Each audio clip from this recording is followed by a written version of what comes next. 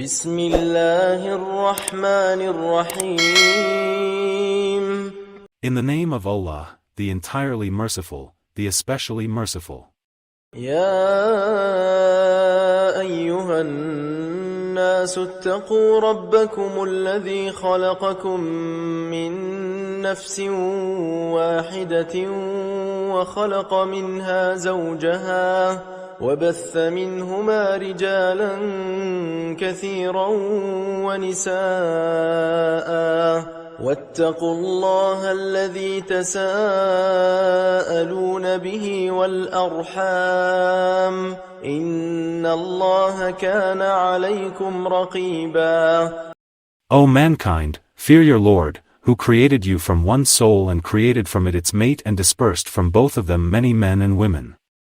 And fear Allah, through whom you ask one another, and the wombs. Indeed Allah is ever, over you, an observer. وآتوا اليتامى أموالهم ولا تتبدلوا الخبيث بالطيب ولا تأكلوا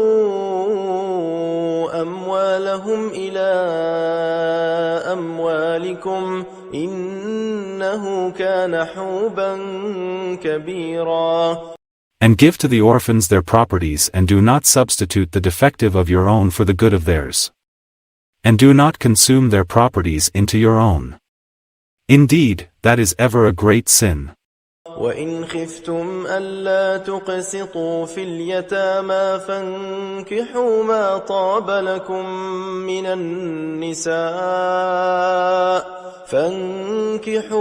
طَابَ لَكُم مِّنَ النِّسَاءِ مَثْنَىٰ وَثُلَاثَ وَرُبَاعَ فَإِنْ خِفْتُمْ أَلَّا تَعْدِلُوا فَوَاحِدَةً أَوْ مَا مَلَكَتْ أَيْمَانُكُمْ ذَلِكَ أَدْنَىٰ أَلَّا تَعُولُوا.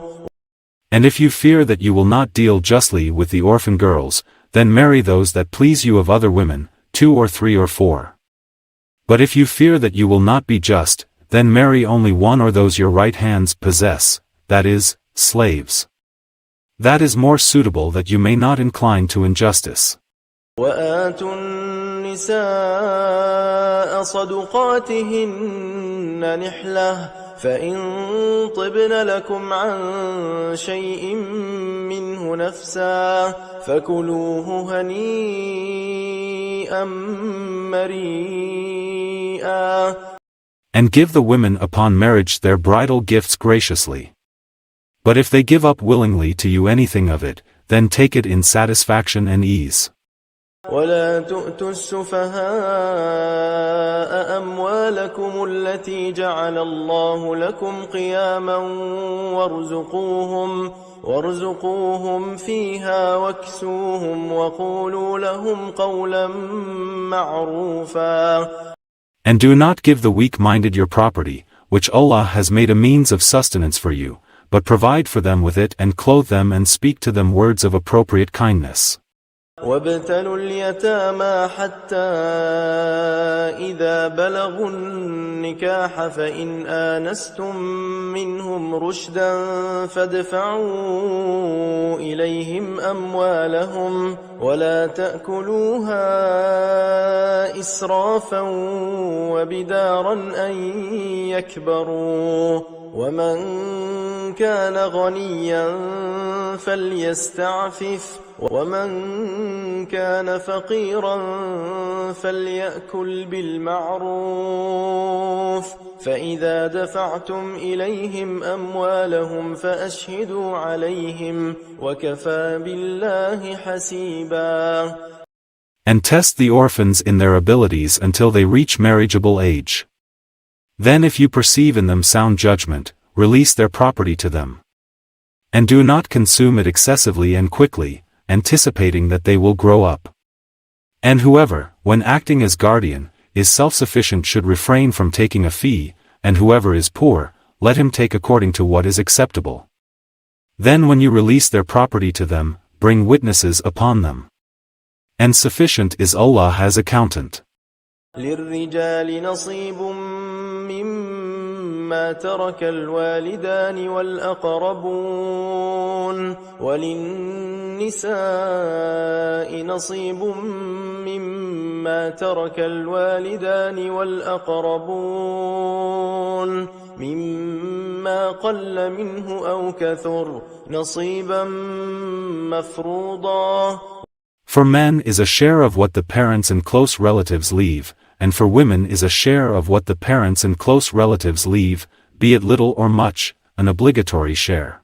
وَإِذَا حَضَرَ الْقِسْمَةَ أُولُو الْقُرْبَى وَالْيَتَامَى وَالْمَسَاكِينُ فارزقوهم منه وقولوا لهم قولا معروفا. And when other relatives and orphans and the needy are present at the time of division, then provide for them something out of the estate, and speak to them words of appropriate kindness. وَلْيَخْشَ الَّذِينَ لَوْ تَرَكُوا مِنْ خَلْفِهِمْ ذُرِّيَّةً ضِعَافًا خَافُوا عَلَيْهِمْ فَلْيَتَّقُوا اللَّهَ وَلْيَقُولُوا قَوْلًا سَدِيدًا. And let those executors and guardians fear injustice as if they themselves had left weak offspring behind and feared for them. So let them fear Allah and speak words of appropriate justice. إن الذين يأكلون أموال اليتامى ظلما إنما يأكلون في بطونهم نارا وسيصلون سعيرا. Indeed, those who devour the property of orphans unjustly are only consuming into their bellies fire. And they will be burned in a blaze. يوصيكم الله في أولادكم للذكر مثل حظ الأنثيين فإن كن نساء فوق 2 فلهن ثلثا ما ترك وإن كانت واحدة فلها النصف ولأبويه لكل واحد منهما السدس مما ترك إن كان له ولد فإن لم يكن له ولد وورثه أبواه فلأمه الثلث فإن كان له إخوة فلأمه السدس من بعد وصية يوصي بها أو دين. آباؤكم وأبناؤكم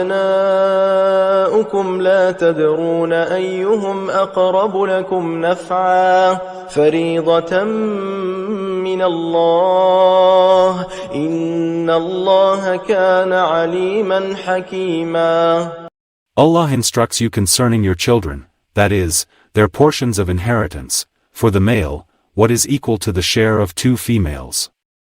But if there are only daughters, 2 or more, for them is 2/3 of one's estate. And if there is only one, for her is half. And for one's parents, to each one of them is 1/6 of his estate if he left children. But if he had no children and the parents alone inherit from him, then for his mother is 1/3. And if he had brothers and or sisters, for his mother is 1/6, after any bequest he may have made or debt. Your parents or your children, you know not which of them are nearest to you in benefit. These shares are an obligation imposed by Allah. Indeed, Allah is ever knowing and wise.